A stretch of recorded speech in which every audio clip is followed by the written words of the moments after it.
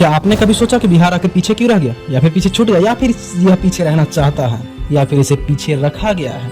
जहां हमें पॉलिटिक्स की गंदी मस्तियां, हर घर गुंडों की प्रथा, प्रतिबंधित वस्तुओं का खुलेआम प्रयोग जैसे दारू, गुटखा, सिगरेट आदि और कई आश्चर्यजनक कलाएं देखने को मिलती हैं। तो आइए हम इसके पीछे रहने का कारण जानते हैं। सबसे प्रमुख है ऐतिहासिक कारण। मौर्य एवं गुप्त वंशों के पतन के बाद बिहार ही नहीं रहा।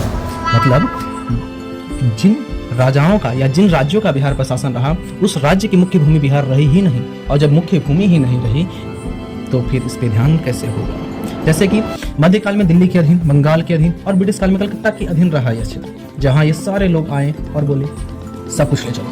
बिहारी बोले ठीक है ले जा भाई, और जो नहीं ले जा पाए उसे यहीं जला दिया, खाक कर दिया। इतना ही नहीं, 1901 में बिहार की साक्षरता दर 5 से 7% थी और 1947 में शायद 10 से 12%, पता नहीं। राजनीतिक कारण जिसमें बिहार के चुनाव प्रमुख हैं। ओहो, बिहार के चुनाव मतलब गजब।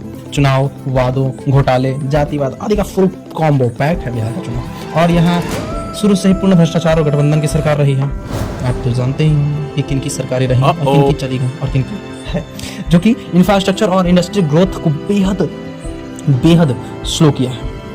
प्रमुख उद्योग जैसे चीनी, टेक्सटाइल, जूट, लेदर का उद्योग है, लेकिन क्या भारत सरकार और बिहार सरकार इनका उचित प्रोत्साहन कर पा रही है? बिहार की इकोनॉमी लगभग 90% एग्रीकल्चर पर निर्भर है, और वो भी एग्रीकल्चर गजब। मतलब कोई किसान सक्षम नहीं है खेती करने के लिए, खेती करना चाहता भी नहीं, मजबूरी में करता है खेती होने के कारण। और हर साल 2 से 3 मिलियन लोग रोजगार के लिए पलायन करते हैं और किसी को इस पर ध्यान ही नहीं। और यहाँ का समाज जाति आधारित बटी हुई है। मतलब कभी बड़जन, फॉरवर्ड, बैकवर्ड, यादव, कुर्मी, पासवान, ब्राह्मण आदियों में बटी हुई है। विकास और कार्य पर किसी का भी ध्यान नहीं, और हम इसका मुख्य कारण मानते हैं यहाँ की जनता को। चलिए आप क्या मानते हैं बताइएगा, ठीक है।